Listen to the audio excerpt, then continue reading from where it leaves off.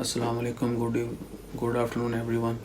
दोस्तों, आज हम फिर बात करेंगे जो नई फ़्लाइट्स जाएंगी इंडिया के लिए, जो अनाउंस किया गया है एम्बेसी ऑफ इंडिया जो है ओमान में।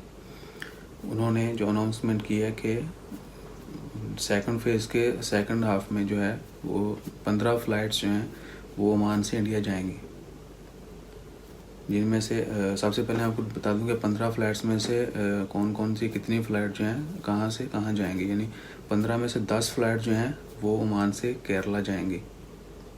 10 flights will go to Kerala while other flights 1 will to Rajasthan, 1 Jammu Kashmir, 1 Orissa and 1 Chennai.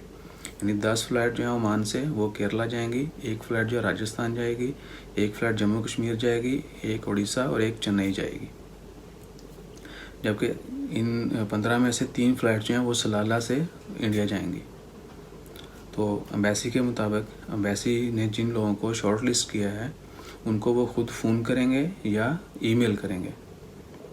तो आप दोनों सोर्स से आप तक रब्ता किया जाएगा जिन लोगों को शॉर्ट लिस्ट किया गया है, और उनको जो एयरलाइन की टिकट्स हैं वो भी एयर इंडिया जो है या जितनी जो भी वो मुंतखब करेंगे, hopefully it will be air India.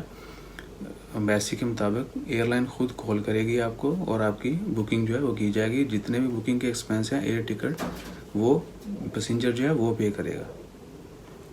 तो सबसे पहली फ़्लाइट जो है वो 28 मई को जाएगी। 28 मई से यानी सेकंड फेज़ का सेकंड हाफ जो है वो स्टार्ट होगा, और टोटल 15 फ़्लाइट्स जो हैं ओमान से इंडिया जाएंगी। तो जो लोग भी सफ़र कर रहे हैं अल्लाह ताला उनको खैरियत से उनके घरों तक पहुंचाए और उनकी हिफाजत करे। और एक और अहम चीज़, आप लोग जो भी लोग जा रहे हैं ओमान से वो अपने जो फ़ाइन्स हैं, किसी भी किस्म का फ़ाइन है वो एयरपोर्ट जाने से पहले क्लियर करवा लें, ताकि वहाँ पर जाके आपको मुश्किलात का सामना ना करना पड़े।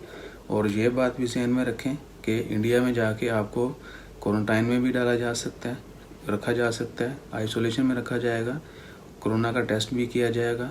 और इसके अलावा जितने भी मालूमात हैं कोरोना के बारे में, यानी आपको आइसोलेशन में रखा जाएगा, टेस्ट किया जाएगा, कितने दिन रखा जाएगा, कहाँ पर रखा जाएगा, ये सारी चीज़ें एम्बेसी ने शेयर कर दी गई हैं। अगर आप मुतफिक होंगे, if you are agree then you can fly.